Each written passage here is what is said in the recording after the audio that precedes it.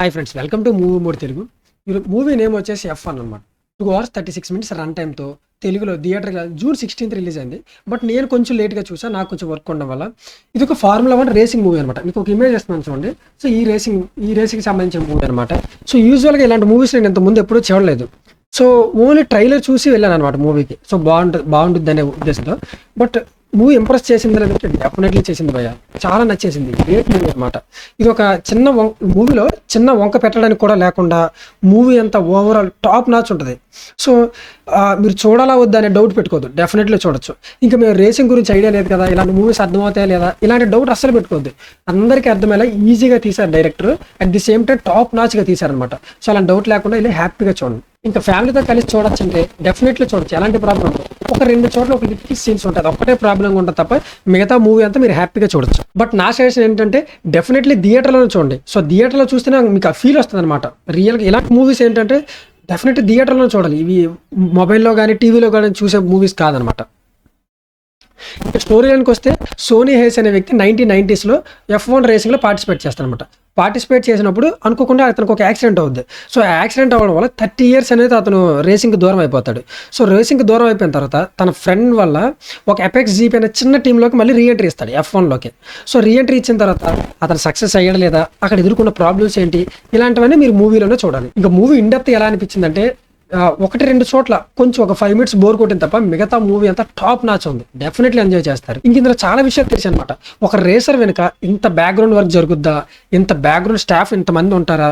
So ఇలాంటి points అని, technical points అని ఏవైనా ఉన్నాయో ఈ మూవీ చూసినాకే తెలిసిందనమాట. ఇంకో రేసింగ్ అనేది నేను ఇంతవరకు ఏమనుకున్నాను, ఒక ఇండివిజువల్ స్పోర్ట్, ఒక ఓన్లీ డ్రైవరే కదా పార్టిసిపేట్ చేస్తారు అనుకున్నాం. కానీ ఈ మూవీ చూసాక నాకు అర్థమైంది, ఒక రేసింగ్ అనేది ఒక టీమ్ స్పోర్ట్ అనమాట. ఇది ఒక ఇండివిజువల్ స్పోర్ట్ కాదు, టీమ్ స్పోర్ట్. టీంతో ఉంటేనే వర్కౌట్ అవుతుంది అనేది తెలిసిందనమాట. మూవీ స్టార్టింగ్ ఒక గ్రాండియర్ ఫీల్ వచ్చిందనమాట. హీరో ఎంట్రీ కానీ, స్టార్టింగ్ విజువల్స్ కానీ అర్థమైంది, ఏదో గ్రేట్ మూవీకి అయితే వచ్చాను అని ఫీలింగ్ అయితే డెఫినెట్లీ మీకు స్టార్టింగ్ లోనే వచ్చింది. ఈ మూవీ చూసాక నాకు ఇంట్రెస్టింగ్ పాయింట్ తెలిసింది. ఇందులో ఏదైతే షూట్ చేయడానికి ట్రాక్ యూజ్ చేస్తారు చూడండి, రేసింగ్ సీన్స్, అవి రియల్ ట్రాక్స్.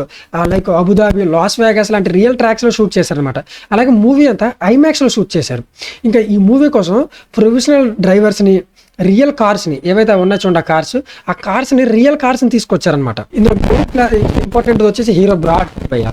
ఈయనైతే 60 years ఈయన F2 లెవెల్ రేసింగ్ కార్స్లో రియల్ ట్రైనింగ్ తీసుకుని మూవీలో యాక్ట్ చేశారు అనమాట. ఈ మూవీ చూసాక రేసింగ్ లో ఈచ్ అండ్ ఎవ్రీ పాయింట్ ఎంత ఇంపార్టెంట్ అనేది అర్థం అవుద్ది అనమాట. ఇంకా మెయిన్లీ ఈ మూవీలో నేను ఇంప్రెస్ చేసేది వచ్చింది ఏంటంటే బ్యాక్గ్రౌండ్ వర్క్ అనమాట. సో ఒక లైక్ టెక్నికల్గా కానీ, వాళ్ళు యూస్ చేసే టెక్నిక్స్ కానీ, బ్యాక్గ్రౌండ్లో జరిగే work. For example car tyres change చేసేది, వాళ్ళు కార్ టైర్స్ చేంజ్ చేసే టైంని కూడా వాళ్ళు క్యాలిక్యులేట్ చేసుకొని ప్రాక్టీస్ చేస్తారనమాట మూవీలో. సో ఇలాంటి పాయింట్స్ అన్ని బ్యాక్గ్రౌండ్లో జరిగాయని తెలిసాయనమాట. ఇందులో main plus point hero acting భయ. హీరో యాటిట్యూడ్ ఉంటుంది, చింపేస్తాడు సినిమాలో, చాలా బాగుంటుంది, టాప్ నాచ్ ఉంటుంది. ఎలా అంటే ఒక అన్నీ తెలిసిన, అంటే అతను చాలా ఎక్స్పీరియన్స్ ఉంటుంది కదా, అంత ఎక్స్పీరియన్స్ ఉన్న ఒక యారోగెంట్ క్యారెక్టర్ ఎలా ఉంటుంది, ఆ క్యారెక్టర్ అయితే నెక్స్ట్ లెవెల్ చేస్తాడు. అతనితో పాటు ఇంకొక క్యారెక్టర్ ఉంటుంది జోసో పేర్స్ అని. ఇతను కూడా యాక్టింగ్ యంగ్ అనమాట, యంగ్ అండ్ అమెచ్యూర్ యాక్టింగ్. అతనైతే ఈయన కూడా నెక్స్ట్ లెవెల్లో చేశాడు యాక్టింగ్ అయితే చింపేశారు ఇద్దరు. నెక్స్ట్ లెవెల్ ఉంది సినిమాటోగ్రఫీ. దీనికి ఏదైనా బిగ్గెస్ట్ ప్లస్ పాయింట్ ఉందని సినిమాటోగ్రఫీ. ఆ రేసింగ్ కార్స్ వెళ్ళే ఫాస్ట్లో సినిమాటోగ్రఫీ చేయడం కానీ, ఒక మీరు ఆ రియల్ రేసింగ్లో ఉన్నట్టు ఫీల్ అవుతారు అనమాట. మీరు డైరెక్ట్గా చూస్తే ఎలా ఫీల్ అవుతారో ఈ సినిమాటోగ్రఫీలో ఆ రేసింగ్ చూస్తే అలా ఫీల్ అవుతారు అనమాట.